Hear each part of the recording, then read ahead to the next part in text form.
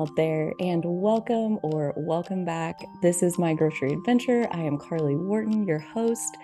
This is a podcast for people who want to make an impact. And we do call this the My Grocery Adventure podcast because a lot of the people that we interview do come from that grocery industry. And our guest today is one of the examples where he's not exactly a grocer, but he has worked adjacent to the food industry throughout his long and varied career. And today we're going to get to meet Dan Nagengast for the first time. He will rejoin us for future episodes as it's fun to get to tell his story of all of the various ways that he's made an impact in this world. And just from the teeny little bit that I've gotten to see, it's quite a varied buffet. It's a pretty wide variety of things that he has done and stories that he can tell. So without further ado, let us welcome Dan to the podcast. Hello, Dan. Good morning. Hello, I'm happy to be here. Oh, we're happy to have you. So this, for those who, haven't been behind the scenes with me and Dan, Jeannie, one of our most recent guests, is who put me into contact with Dan after I did her few episodes. She's like, do you know who you need to talk to? He's a great storyteller. No pressure, Dan. You need to talk to Dan. This guy, he belongs on your podcast. So she made it happen. She hooked us up, and about a month later, here we are. So thank you to Jeannie. Special shout out to her as well. And with all of our guests, we really take our time telling the long version of the story because we're trying to pull out the little nuggets of, right, how do you actually make an impact? What does it mean to live a life of intentional impact? That's kind of the heartbeat question driving all of these episodes. So as Dan tells his story today, we'll do our best to kind of pull out some of those themes, but we'll keep it super simple and start off with Dan. Tell us, where did you grow up and what was that like? Well, I grew up 15 miles outside of a small town in western Nebraska called Potter, Nebraska. So 30 miles from a hospital, 30 miles from the bowling alley, 30 miles from the swimming pool, 30 miles from everything. In Potter, there was a school. And I consider myself to have been born on a cusp, although almost everybody, as you think about it, is born on a cusp. Things are always changing. But my older brother and sister went to a one-room schoolhouse, and I came along, 4 years later. And by my fifth year, I was riding the school bus with them. That 15 miles, really about 30, when you consider how the bus had to zig and zag. So an hour every day in and an hour every day out to school. We were primarily a crop farm, but also had some cattle and chickens. So we in western Nebraska, there's not enough rainfall to do a crop every year. Now that's changed because they're mining the Ogallala aquifer. So where it used to be rectangles out there, it's all circles now with circle pivots. And the crops change too because they have much more rainfall. But at the time when I grew up, it was summer followed wheat, which meant half of your land was planted to a wheat crop in the fall. The other half was left standing. The stubble was left standing and plowed down in the spring, and then it was cultivated all summer long to try to build up and conserve moisture in that half of the land, so that come fall you could plant a wheat seed there, and there'd be enough moisture for the wheat seed to come up. So it's red winter wheat, which came from Ukraine and Russia. It did very well out there. It gives your fields, the half that are planted, a brilliant green all winter long in the midst of all the beige and tan and buff and the uncolored colorful colors. Yeah. And so that was our cycle, of farming. We occasionally did some safflower for safflower oil and flax and a few other things, but it was pretty much wheat or rye. Same time we had chickens. My mother, that was my mother's sort of portfolio, was the chickens, and she would get 150 chickens every. I don't want to say midwinter, like maybe February, and there'd be tiny little chicks, and we'd bring them in, and we'd had a brooder house, and we used to go out and sit with the chicks, for just because they were fun to watch. My mother, who grew up in Arkansas and met my father in L.A., used to go out there because she was about 4 miles from anybody and couldn't drive. And so while he was out working in the field, she would go sit with the baby chickens, she said, and cry. So, so that's the woman's life on a farm in Western. And she's not a particularly depressed person. It's just like there was nobody there. So those chickens would grow up, and they get they were unsexed, so they'd be male and female chickens. So you let them go at some point, and they run the farmstead. And there were 4 children at the time, and our job was to go find the eggs that they laid all over the farmstead. So we knew every nook and cranny of that farmstead. And late in the day, we'd go out there and come back, and occasionally you'd find a nest that we'd missed, and there'd be 25 eggs in there, and the eggs were still good. People don't understand that about eggs. It's the fact that we wash them makes us have to refrigerate them. But if you go to Europe, you'll find eggs aren't refrigerated. It's an American thing, and it's an industrial thing. It's because they have to wash them, make them spotless and nice and appear. But they do have a natural coating that prevents them from rotting. So we would collect all these pullet eggs, little eggs about this big, and we use them just like regular eggs, except you got 4 fried eggs for breakfast instead of 1 or 2. Sure. That's right. And we would start butchering the young roosters as soon as it became clear visually who a young rooster was. So stick your head up and you're in trouble, But their combs would grow, and they'd start to be rooster-like. And so we started eating them, and those were 3 to a meal for a family of 6. So we'd have 3 fried chickens. But you had a lot of legs and thighs and breasts and the really good parts. But you ate the livers and the gizzards and the hearts too, and everybody enjoyed all that stuff. So and gradually all the roosters are gone. So you had the layers, and the layers would replace last year's layers. So those, again, it's my mom's bailiwick and my sister's, not me, but they had to do the work. We would help kill them, but then they had to do the work. I mean, the arduous work of pulling out the feathers and scalding them and eviscerating them and all that kind of stuff. And I always said, boy, they must have really liked chicken to do all that, But of course we did too. Sure. Somebody's got to do it. That's right. And then we had a freezer, great big freezer, and we'd stick them in the freezer. So we had all our own chicken for all year round. And we had cattle. We had 2 milk cows, Rose and Alice. You can sort of tell they were part of the family. And we had a bull who changed probably every 2 or 3 years, because at that time, this was another cusp. These were milking shorthorn cattle. They were a British breed that was good for milk and also good for beef. So it was a mixed breed. Now, I don't know, 98% of the herds in the U.S. are Holstein, because Holsteins give the most milk. They run them through 1 or 2 gestations, 1 or 2 calves, and then they send them to the slaughterhouse. And nobody knows their names. They're just functional parts of that system. So we've narrowed down all the genetics that we used to have into this one type of cow, and we're going to control anything that goes wrong with that, with medications and stuff like that. And of course, there is more medication.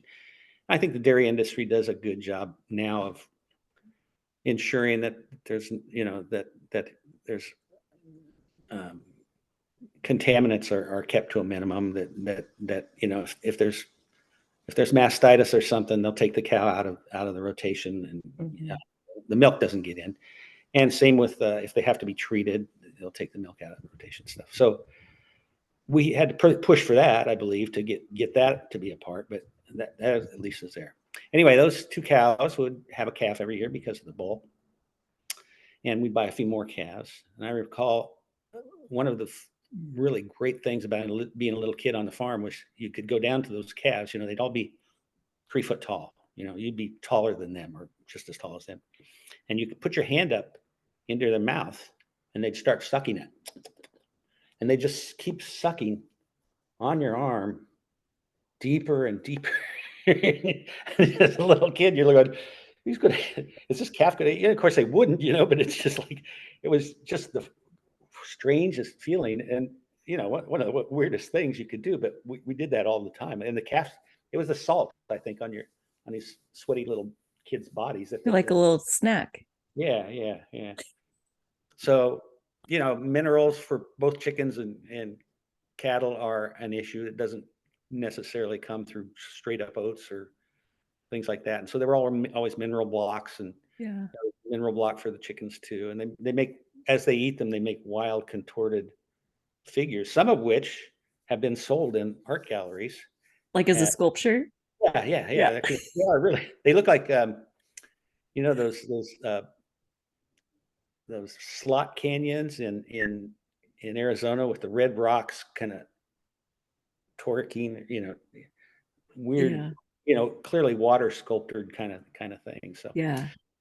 so anyway, those calves were allowed to grow up, and each of the kids got to pick one, and that one was sold at auction and went into our school accounts to pay for our college or whatever. Or it was our money anyway. So we all always were learning to have a little bit of save a little money and that sort of thing. Then my father would buy at auction maybe 80 heifers or steers and run those out on the stubble and the wheat during the winter. Just run a electric Mhm. fence wire around there, and they would fatten up. We hayed we hayed in the fall and sometimes in the summer. And so, we grew all the forage pretty much, the oats. We grew the oats for the cows, that sort of thing. And we could have those for 11 months or something like that. And then my father would pick the best one, and he'd go down to Potter, 15 miles away, where there was a butcher named Heinz Thomas. And Heinz was a German prisoner of war in Western Nebraska. And he said, I'm not going back to Germany. And so he stuck around and became the butcher in our hometown. His daughter, Doris, we call it. Her name was Dorcas, but we called her Doris. She was in my class. So he was a kind of genial old guy, and he was, very much appreciated in that town. And at that time, there were things called locker plants. There's very few of those left, but every little town had one. Had a butcher. You would bring in your steer or your heifer or your hog or whatever. You could bring in chickens, and in the case of cattle, they'd say how many pounds of hamburger do you want? How many steaks do you want? How many roasts? How many? They would do it exactly like you wanted. Wrap it in white paper, and you rented a locker. And the locker was it's like a morgue. It was this great big white, enamel thing that would pull out, and in there would be all your beef. So you didn't need to keep it at home, filling up a freezer. You had that in town. Huh. So that's a cusp sort of thing too. And that existed. I went away to college in 1969, and I would buy a quarter of beef from my dad, these frozen packages, and I'd take them down to Lincoln, Nebraska, which had a locker plant, a town of 160,000 at the time. And I rented a locker down there, and I'd put my beef in there. Now all that's just poof, it's Yeah. gone. All that's gone. The two milk cows, we would milk them, separate the milk from the cream. We had a little, it's called a separator. Funny thing. The name of the milker was called Surge, Surge. And anybody who grew up on a farm with cows, dairy cows, would know that name. And there's a real interesting lulling, the sound of a milking machine is something like that. Mhm. And so you'd have the cows eating hay, and you'd have cats waiting, and you'd have that sound. You'd sit there. It was just a really quiet, placid time. We take the milk along with the eggs. We had a plywood egg carton that would hold, I don't know, maybe 12 dozen, so a big cube with layers. The milk and the eggs would go to Dalton, Nebraska, which was the town west of us. It was 13 miles away. And they had a grocery store there called Heiser's Grocery. And so we could take the eggs and the milk to them. They put the milk on the cream and the cream on the milk train, which doesn't exist anymore. And the Yeah. milk train I mean, sounds like something out of 1900, doesn't it? This is Uh, like yeah. 1960. You put the milk on a milk train, it would go to Sterling, Colorado, and then I think it was bottled there and taken into Denver. So glass bottle, once it got to Sterling, and our cans would come back, the glass bottles would go, well, the cans didn't go. The cans stayed here. They poured it into some other receptacle. And then glass bottles into Denver, and then those glass bottles came back out there to that existed. The eggs were candled. And so what that means is you want to make sure people don't eat fertilized eggs in this country. Other countries, they eat fertilized eggs a lot, but in this country, they don't. And so it was just like a giant carousel with lines of eggs, on each of all the way around. And it would go in front of this extremely bright light. And you could see through the eggs to see if there was a developing embryo in there. That's what that was all about. And Mr. Heiser, who was the grandfather who started this thing, I remember this so clearly. He had lost these 3 fingers, so he had this. And I'm a, I'm a little kid watching this, and his hand is going, with this. I'm like, it's like the most striking thing in my life was watching Mr. Heiser put those eggs on those little cups. He was a good guy. So you got a credit for the milk and the eggs, which you used to buy your groceries in the grocery store. I mean, you generally bought more than that, but basically there was a barter or an exchange going on for all that. And so you bought cereal and you bought Jello and you bought processed foods, but you never bought any of that, any eggs or meat or that sort of thing. Maybe cheese. We didn't do cheese. Were there lots of families in like around where you lived that were doing something very similar? I think there were enough. Yeah. I mean, we were Yeah. not considered dairy farmers. We were just farmers. We had 2 cows. I mean, we weren't dairymen at all, but there was an outlet for that little amount of milk that we had. And we had Rose and Alice for maybe 12 years. A I long mean, a time. lot of gestations. They had, a lot of calves over a lot of time. And, Mm-hmm. you got to know them. They got to know you, that sort of thing. Yeah. Um, Also in that store, just a little sideline, there was a door in the back and you could go through the back and it was a dry goods store. Like you would imagine, in Deadwood in 1878, they had bolts of cloth and, big clodhopper shoes for farmers and notions and thread. And, it was just Yeah. that kind of place. And so, I mean, that was still extant in 1960, 65, that Yeah. sort of. Um, in the summer, my mother had a big garden.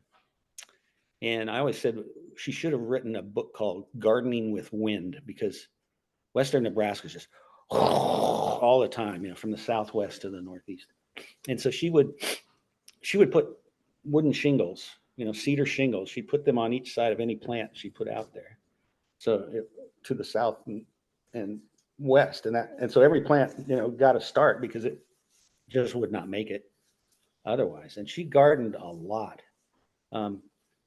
So we had in the summer, I mean, we'd have 7 vegetables on the table with those itty bitty chickens. It was like there'd be all this stuff. We drive up to the North Platte River Valley, which somebody called it. Some promoter decided to call it the Nile Valley, so it was called the Nile Valley in Scotts Bluff and Gearing, but no place else called it that. But they grew a lot of potatoes there. Now they grow sugar beets, and you could go to the field, and there'd be these burlap bags, 100-pound bags, just sitting there in the field, and you'd go pick up 3 or 4 or 5. We'd buy 5, so 500 pounds of potatoes. We'd give one of those to our preacher in Dalton, and then you go pay $5 to the farmer. It was just, Like I a mean, that, dollar for 100 pounds of potatoes? yeah, a penny a But pound. you got to go in the field and get them. Because Yeah, you had to pick them up yourself and throw them in the. I mean, you filled the trunk full of potatoes is basically what sure. you did. And But you gave one to the preacher yeah, because that's well, that just was that was your tithe, part of your tithe. okay. Here's some Preacher, potatoes. the preacher had family. Every preacher we had, well, one didn't, but most of had families and kids and stuff like that, and it was just it was a kindness or an appreciation or something. He also tithed money in the church, Mm, but it was sure. like, you know, for $1, you look like a really generous person. Getting pretty far down the road for your dollar. Yeah. Yeah. um, and then my mom canned, and she'd can all summer. So, Mm. carrots, all that kind of stuff. And then every fall when the fruit from Colorado started showing up, peaches and plums and pears, she would can all that stuff. I mean, she would have, we had, I mean, pears were never quite, they wouldn't be ripe or so she had this table downstairs in the basement with a blanket on it. And she'd put a whole bushel of pears on there, and she'd go check them every day or turn them. And once they got right, then she'd can those. And so we had a cellar. It was a cellar. It was actually our storm cellar. So there's the house was a little raised. Then there was a basement with a window to daylight, and below that, another 10 feet was a cellar. So you could get way down in the ground there, and that's where we hid when tornadoes came over and stuff like that. And then the steps were 19, 20 inches. And so mom would say, go get some tomatoes. And so you little kid, and there's one little light bulb way up there, and there's spider webs, and it was just, and so you'd have to like almost get around and ease yourself down the step and get around, ease yourself down. And then coming up, you'd put the glass jar, get all the way up. So that was one of the things we He was did. happy to have you do that. Yeah, I'm sure. Yeah. The older she got, the better, or the Sure. more appreciated it. And I was 5 years old when taking care of the chickens became my chore, and so I would, I'd have to give them oats and water and check the oyster shells every day. Oyster shells was the mineral for chickens to help them create strong eggshells. So oyster shells were spread all over the Midwest and all over the United States. That was an agribusiness thing that had been around for a century or more. Mm. But anyway, I mean, so the oats buckets were 5-gallon buckets. I was 5. If you know what a 5-year-old, the oat bucket came to here, and so I'd go down, and it was 250 feet down across the yard. So I'd go get an oat bucket, and I'd pull it out and set it down and walk around, get up, and there was no sympathy for that. It just that was my job. And then I did water. And so it's like a 4-gallon bucket of water, which was just so heavy. And that same thing, I just have to do that. In the winter, it would splash splash all the time on my leg. But in the winter, my jeans would just become frozen solid. So it was like crackling thing. And Mm. you better go feed the chicken. Okay, I just go do. There was no thought that it was inappropriate for a child to do that sort of thing. We did all that stuff. So that was, well, and then as I got older, high school, go to a football game Friday night, come home Saturday morning, and I'd have a big steak for breakfast. I mean, I'd have what would be a $40 breakfast now. I mean, it was just that there was just, I mean, we had so much. I mean, the bounty was pretty amazing compared to, you go into a store now, and occasionally it gets up to 150 or $160, and it's like, I'm gonna get 4 meals out of this, maybe. And then, I mean, there was a lot of better food available just from your own place. And Western Nebraska is not the garden spot of the universe. I mean, it gets 18 inches of rain a year, and yet you could do that at a time when I don't know, 30% of Americans were farmers. And 100 years before that, 97% of Americans were farmers. I You know, was literally thinking about that this morning, like wanting to look up those stats as far as like now it's what, like 1%? it's probably headed that way. Yeah. It's so minuscule compared to like we all need it. The tribe is bigger than ever and there's fewer people than ever working on food. Have you ever seen, Maslow's hierarchy of needs? Yes, but Yeah. refresh us for those who don't know. There's what humans need, and it's a pyramid, and at the bottom there's like food and shelter, things that they need, and then human companionship and, all this kind of stuff, gets to a point up there. If you look at what you would think that occupations for humans would reflect that. If this was what you'd think everybody would be involved in growing food or building shelter or, the things that are on that bottom, that's what humans need. And we've invented a way to make very, very, very, very, very few people involved in what we most need.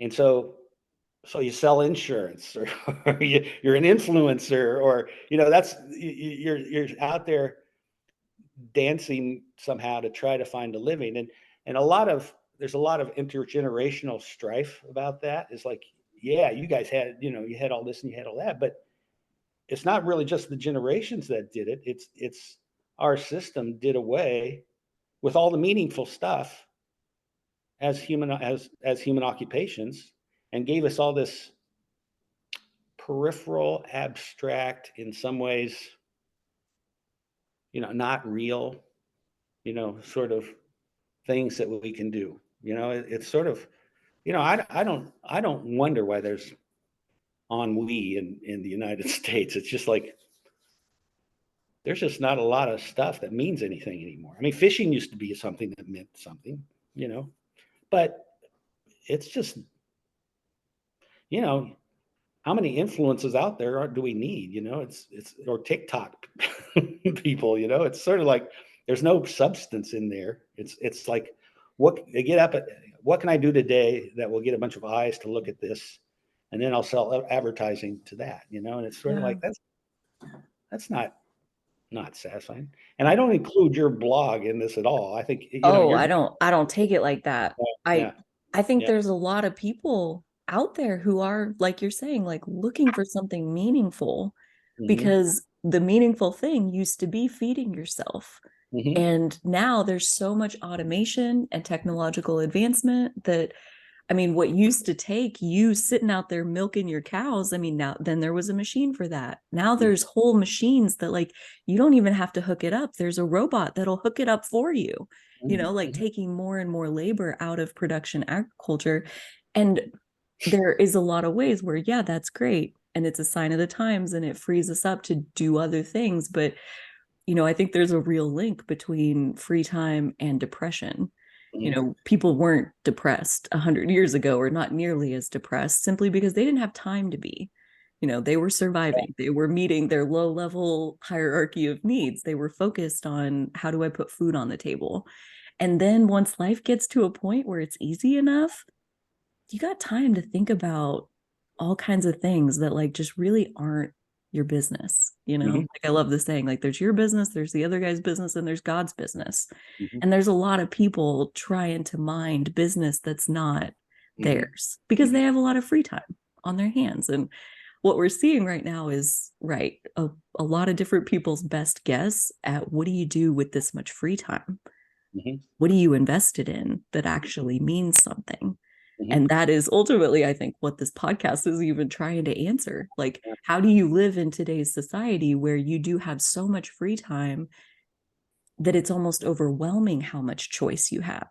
hmm That, like, you can do anything, but hmm then people get stuck right there. Like, well, I could do anything. I don't even know what to do.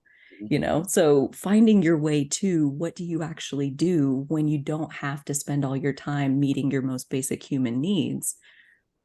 Yeah, that's a hard question. Harder for some than others, but it Yeah. gives you a lot to think about. I've given that pitch in talks at times, and people that were older than me came up and said, I lived through, they'd be 30 years, 40 years older than me. So the generation before, and they said, I lived through that and I would never go back again.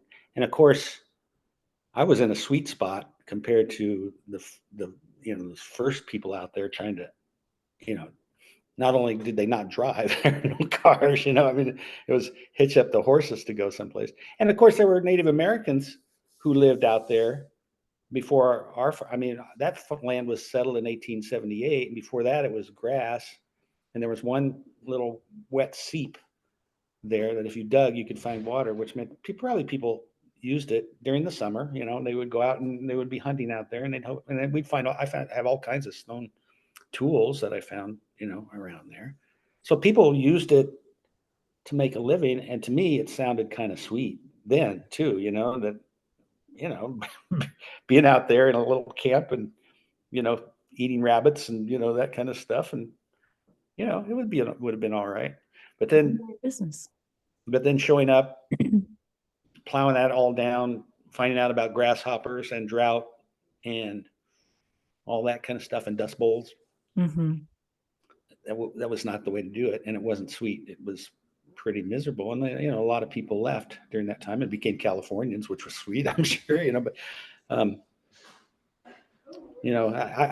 was just there at a time, like I said, it was a cusp, and you things were pretty good. There was really no, everybody was sort of middle income. Yeah. I mean, the richest guy in town would be the banker, and they were barely richer. I mean, it didn't show. Maybe they were socking it away or something, but their kid had a newer car, that kind of thing. But it wasn't. So there was a lot of sort of equality. Yeah. It was a white place. There was a lot of issues from elsewhere that it's unfortunate that we didn't have other people to get to know, because I think it led to generations of, just not silly, vicious anger and hate about people you don't, it's just sort of.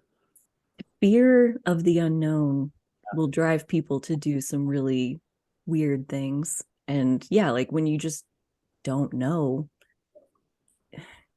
exposure is really the best medicine for that. And in some places in the world, that just was not a thing. Like even in the place I grew up, I mean, there was hardly any exposure to diversity. And that was the 90s, So I mean, like there are pockets of that where unfortunately it's just not, fortunately, unfortunately, whatever, it is what it is, but like it's just not there, and it leaves it to those people to seek it out if they will, if they'll expose themselves on purpose through choosing to go somewhere else where that is. And some people choose that and some people don't. And yeah, I think those who choose it can do their hometowns a big favor by expressing like, what was it that travel did for you? How did it open your eyes to meet people from different cultures or different backgrounds? Like, what was cool about that, and share that. My mother grew up in Arkansas in the Depression, so dirt poor. She said if it wasn't for bags of beans and cornmeal, her family would have died. I mean, that's what they had to eat, or poke salad if they could find it in the spring. What's a poke salad? Pokeweed is a weed that grows in the cracks. It's poisonous if you eat the wrong parts of it, but it's a really tasty salad otherwise. Okay. It's a thing that most people avoid, and food systems avoid and stuff like that. You're eating it if you have to, it sounds like. Greens have been eaten for years, but, Yeah. And in other cultures they still are, that sort of thing. But she grew up integrated in a neighborhood where everybody was poor, and I won't go into that story so much, but she grew up with black people and knew black people, unlike most white people in Western Nebraska. And she said she always said that black people in the South, or white people in the South, had black friends but hated the race, and white people in the North loved the race but had never met a black person. And I could kind of see that. Some of that in there, but she got Ebony magazine, which whatever the publishers, of Ebony magazine thought, if they ever did a map out there in the panhandle of Western Nebraska, there was a pin, Yeah. Yeah. She tried to teach us there are other people in the world. My dad was really quite interested in the Sioux, actually, and read a lot about it, had a lot of admiration for the people that were there before us. So we didn't grow up thinking we were the cock of the walk, as they say. There was nothing special about us, I don't think. So that was my growing up. How many people did you graduate from high school with? 22. 22. Okay.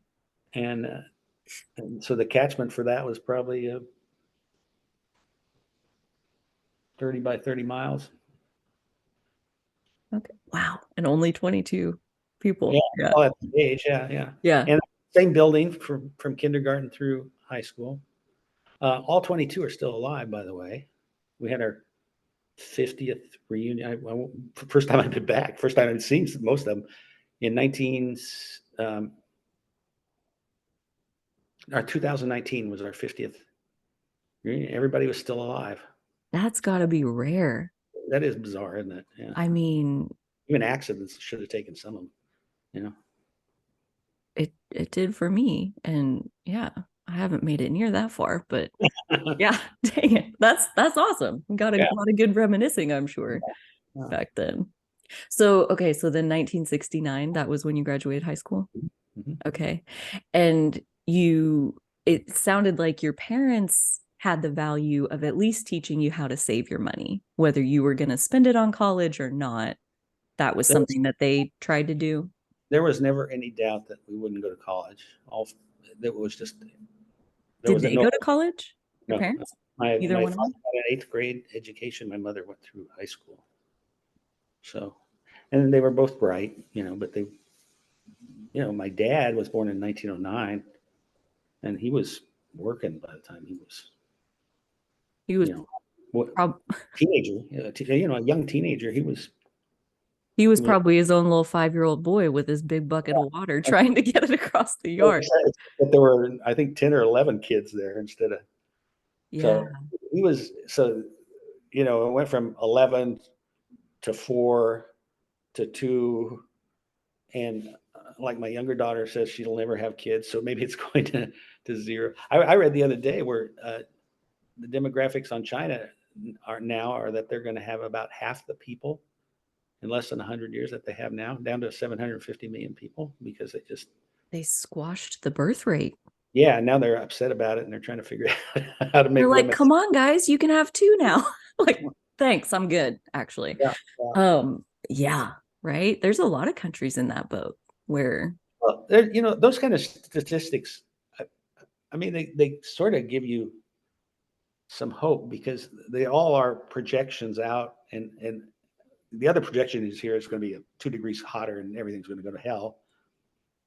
But then there's all those things that enter into that, and there's some really good numbers entering into that says, well, yeah, if you project that we keep doing what we're doing in the way we're doing it forever, yeah, it's going to be hell. But not all the projections say that we're going to do that, they're I right. There might be some trends headed in some different directions.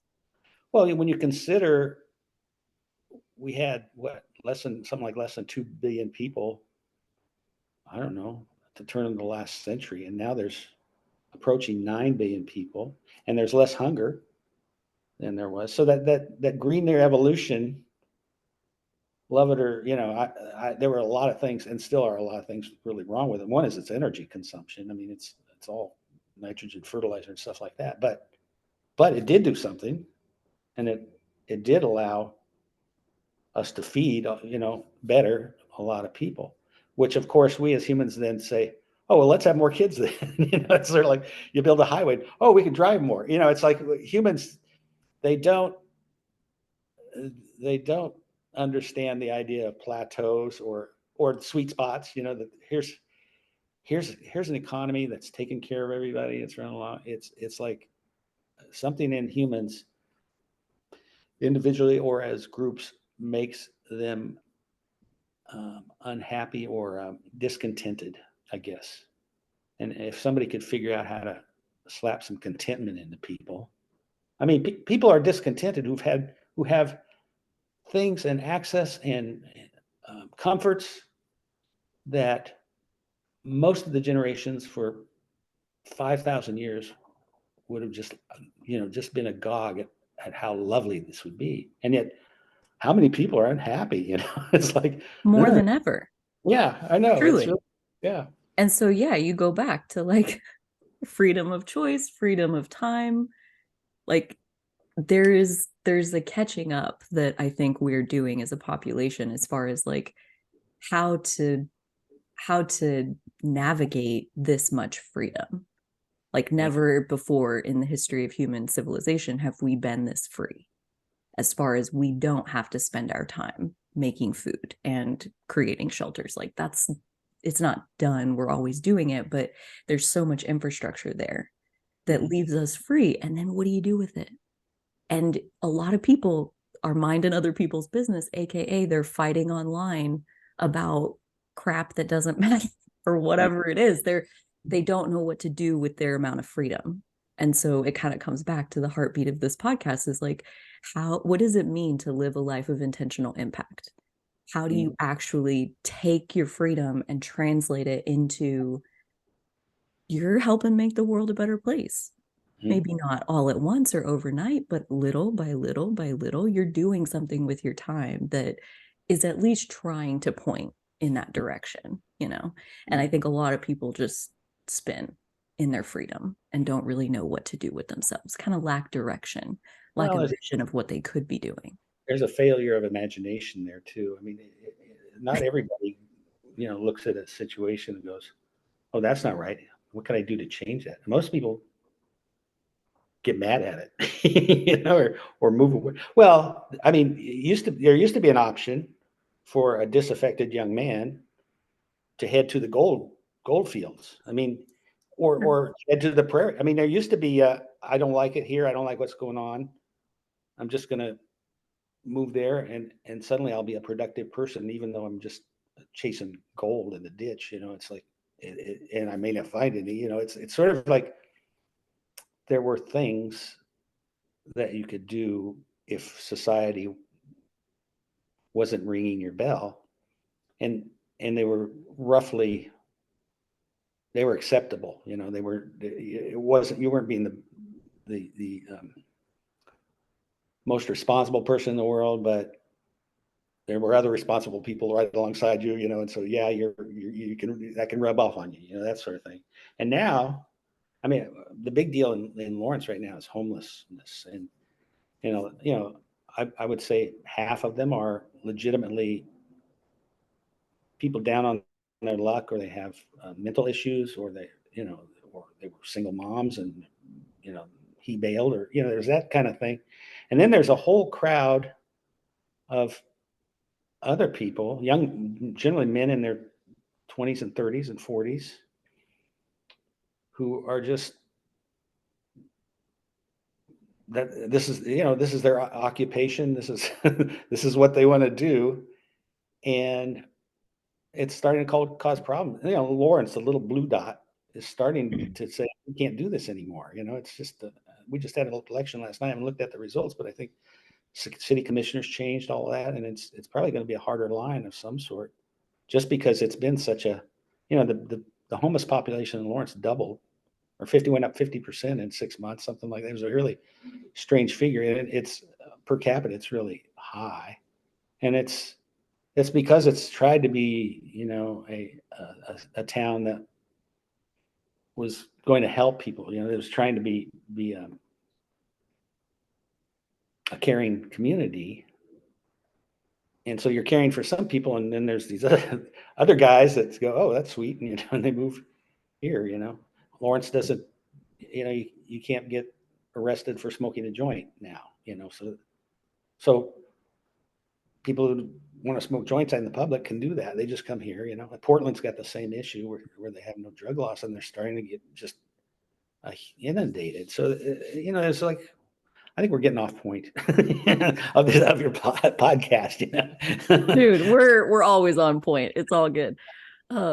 It's interesting how yeah, there's like an aimlessness in the world right now, like in the collective. There's a lot of people who, like, if you've heard I think it's in China where they're having the lie flat movement, where like the young people, they're like, I'm not gonna participate. I'm not gonna do that. I'm not gonna take out the mortgage. You can't make me get married. I'm not having the kids. Like, I'm not going to do that. I don't want to do it. Yeah. I'm not going to carry on this status quo. Yeah. And is really concerning for a lot of people. Like, oh my gosh, like what are they going to do? But it's like, at a certain point, sometimes the status quo isn't exactly worth continuing, And so there's a lot of people who are angry. There's a lot of people who are opting out. And I personally don't think that that's completely unreasonable, that Oh, they're choosing these things. But again, it's like there's a lot of people who then build a house in anger and they just retire there. And I'm like, no, like you can pull back from what you're angry about, but then redirect at, okay, so then what? What do you want to do? What do you want to be? What do you want to make? What do you like? What? What do you want to do? So yeah, not just getting mad at what is that's not working, but truly like how can you contribute to making something that's better then? well, one of the things about agriculture was you always had to take care of whatever it was. You had to prepare the bed for it. You had to nurse it through its birth, or it had to be germinated. You had to weed it. You had to protect it. You had to, I mean, you had to go outside yourself to care for your livelihood. Yeah. you know? And is that different than I've got to be at work at 9 and make 50 phone calls today, and then walk out, and then tomorrow morning I got to be at work at 9 and make 50 phone calls. And somebody's going to judge me on how well I made those phone calls. And it's sort of like, yeah, there's a disconnect in the Mennonite kids I used to know said something about the way you spend your day is the way you spend your life. And it's like, They've there you got a go. point. Yeah. Yeah. Like how many people sit around in their life killing time? Hmm. Like I'm waiting for this next thing. And it's like waiting, waiting, waiting, waiting, waiting for what? Like Yeah. you're the one you're waiting for. Yeah. You doing it. And that's something that agriculture, it requires that kind of a mindset, like you're saying, of like there's a whole system that has to come into harmony for you to get a harvest. And a Hmm. lot of the harmony of that system depends on you and the choices you make on a daily basis. And you can look at two farmers side by side and say, that one's getting getting after it, and that one's not. That one came up with the idea to put the little shingles in front of the guys so that they could like actually sprout up. Like that one took the time to make an individual windbreak for 1,000 plants in their garden or whatever it was. Like the investment that you put in determines the harvest you're going to get. That's something that people in food, they understand that. Like you can see the result of your labor. It's very tangible. Hmm. And so, yeah, I think that's again where the podcast itself is about making an impact, but talking in food systems, grocery, agriculture, it makes it very real why you showing up, you doing your part, you tending your garden, whatever that is, I don't care. Get your harvest, like you do the work and you get your harvest and let everybody share. Oh, Sorry. no, that's okay. Let everybody share is really the best part as far as like, you bought 5 bags of potatoes and you took one to the preacher. Hmm. You were able to give because the bounty was so good from the harvest that you all were able to create, from the effort you put into it, and then you share what's extra. And like that's what I would love to see is everybody with their own garden, whatever that is for them, tending to it, harvesting the value from it, taking some for themselves for a life well lived, and sharing the extra with people who maybe don't have as much right this minute. Like it seems so natural and normal to think like that, but it's Yeah. So not many. Yeah. it's So not many common. people. Yeah, Yeah. and so many people, that sounds really yucky to them. I mean, Or at least foreign, at yeah. least like not practiced. I But lived in a lot of other cultures, and that's probably the next podcast. But I spent a lot of time in Africa in small villages doing food system stuff, and um, in the late 70s, 80s, there was awareness of the larger world, But I remember trying to call home once at 3 a.m. at a satellite dish in Liberia. So that's how you communicated to the U.S. There was some kind of an American satellite dish there for probably nefarious reasons, but they would allow a Peace Corps volunteer to walk in there and make a phone call at 3 a.m. so you could do that. Now every person almost in Africa has a cell phone, and they can call me right now. I mean, maybe that was even they can call me right now, and so there's a real awareness of how other people, what other people have and what they don't have. I mean, they don't have running water, and so you have kids in villages who have, if they thought about it, have a pretty satisfying life, but I get it. but that's not what's tempting them. Their satisfying life of growing white rice or wheat is not. That's not.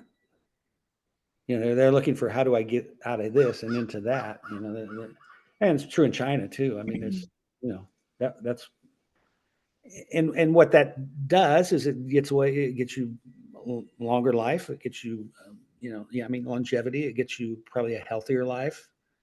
It gets you comfort. I mean, those are not things to diminish.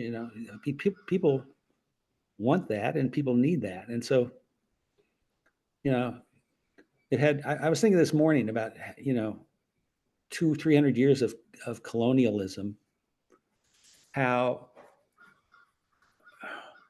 basically everything that was worth anything was being taken. I mean, if you start with slavery, let's start with there. They were taking people, they were taking products, they were taking minerals, everything about Europe's interactions with the rest of the world was, what can we drag back and make $1 billion on? I mean, the East India Company. I mean, all that stuff. The Astoria and the beaver pelts and all of it was about, how do we take the wealth from this place and drag it back somewhere else.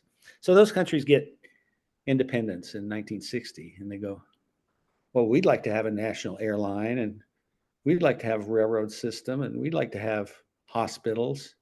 And so they would try to build it, and they didn't have the money to buy the fuel for I mean, the countries had been so depleted of resources that they would try to have these Western things because, their president had a plane and he was flying in a nice suit to, London or somewhere, or Paris. And that's how people lived. And it's like, oh, wow, yeah, this is what we need, but it's like all the money, all the money was taken there for them to do that. And there's nothing here now for you, and that's a reckoning that I can see it coming, because, Africa is going to have the most people of any continent on the earth, probably in our lifetimes, and they're going to be young. And so they're going to have more, it's like, and why should they put up with that? Knowing that even to this day, all the gold and diamonds and oil and stuff like that, cobalt, they're paying kids, pennies on the day, and it's going to make the battery for my next car. Yeah. So it's, I don't know. There's a real conflict in modern life and bringing everybody along, and food is only part of it. I know. Food is, I think one of the reasons I like it is because it's unifying. It's Yeah. like it doesn't matter what continent you're from or what year you were born or anything. Like we all need to eat every day, you know, like One of the ideally multiple times a day for this one. But one of the interesting things going on right now that feeds into this is the whole idea of cultural appropriation, and I'm going to smudge my house, or I'm going to go, all this kind of stuff. And it hasn't gotten to that point about food, but isn't me eating Chinese food cultural appropriation? I mean, the various cuisines of the world, I mean, they're so wonderful. You want to share them, and they, I think they'd like to share it too. But then there's this political idea of cultural appropriation, where I understand where it came from because there's, why should white people get all the money from rhythm and blues? They didn't invent it. It's like they appropriated it. They liked it. Mm, So I think there's just a lot of groundwork that needs to be done on people understanding and appreciating everyone, yeah. and understanding what justice is for all of them too. Yeah. Unification, like I think there's a big difference between ripping something off, like you plowed in there and you took it and then Hmm. you're profiting off of it. Like Hmm. that, taking things by force is never an okay thing in my book. But there's like something else that says, like you're saying about food and art and practices and wisdom, like there's so much in so many different cultures that why can't we share? Isn't sharing caring? Like, aren't we supposed to share? Isn't that something that, Hmm. we like as humans, and we teach the children in kindergarten to like share with their neighbor.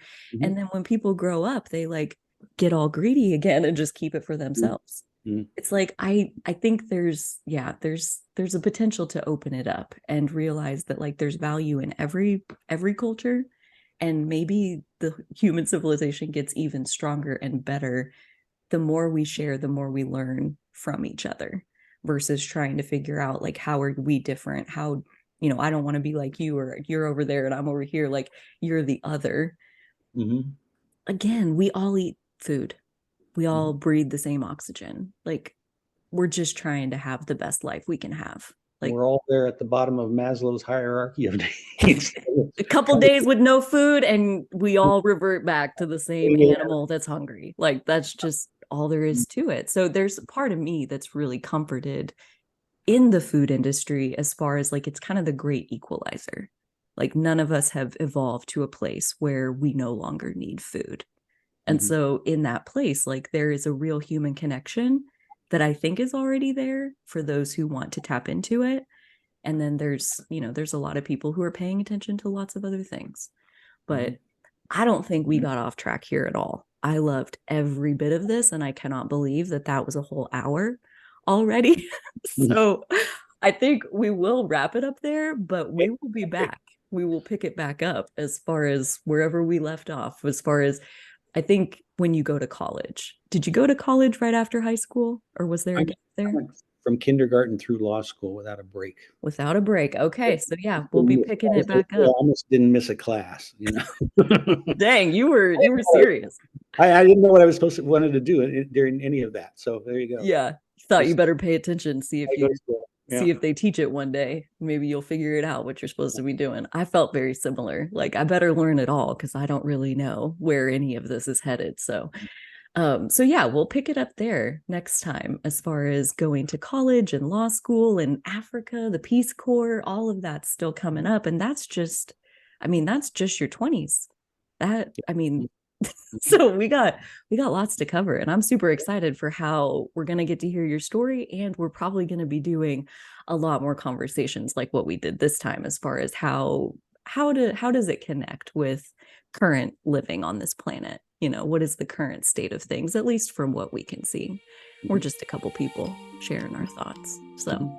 I enjoyed this. I hope the listeners did too. I hope you did too. Dan, thank you so much.